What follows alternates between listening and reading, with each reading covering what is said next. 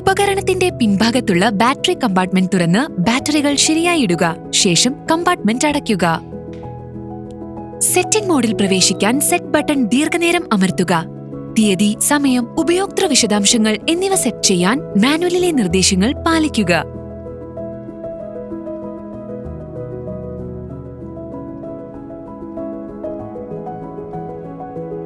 BP monitor ഉപയോഗിക്കുന്നതിനു മുൻപ് കുറഞ്ഞത് 5 മിനിറ്റെങ്കിലും വിശ്രമിക്കുക. മോണിറ്ററിന്റെ ഇടതുവശത്തുള്ള സോക്കറ്റിലേക്ക് കഫ് കണക്ടർ ഘടിപ്പിക്കുക.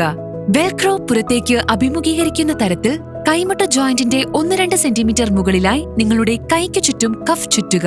കഫിന്റെ റബ്ബർ ട്യൂബ് നിങ്ങളുടെ കൈയുടെ ഉള്ളിലൂടെ താഴേക്ക് നീണ്ടു നിൽക്കണം.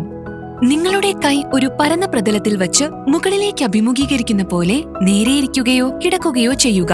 ഒപ്പം കഫ് നിങ്ങളുടെ ഹൃദയത്തിന്റെ നിരപ്പിലുമായിരിക്കണം. അളക്കാൻ ആരംഭിക്കുന്നതിന് സ്റ്റാർട്ട് സ്റ്റോപ്പ് ബട്ടൺ അമർത്തുക. പ്രക്രിയക്കിടയിൽ നിശ്ചലമായും നിശബ്ദമായും തുടരുക. മെഷർമെന്റ് പൂർത്തിയാകുമ്പോൾ മോണിറ്ററിൽ ഫലവും ഹൈപ്പർടെൻഷൻ വർഗീകരണ സൂചികയും പ്രദർശിപ്പിക്കുന്നതാണ്. ഉപകരണം ഓഫാക്കുന്നതിന് സ്റ്റാർട്ട് സ്റ്റോപ്പ് ബട്ടൺ അമർത്തുക. അല്ലെങ്കിൽ 1 മിനിറ്റ് നേരം നിഷ്ക്രിയമായിരുന്നാൽ അത് സ്വയമേ ഓഫാകും.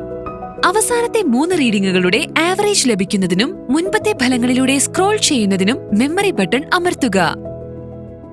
മോണിറ്ററിൽ ഒരു എറർ ചിഹ്നം പ്രദർശിപ്പിക്കുകയാണെങ്കിൽ മാനുവലിന്റെ ട്രബിൾ ഷൂട്ടിംഗ് വിഭാഗം പരിശോധിക്കുക.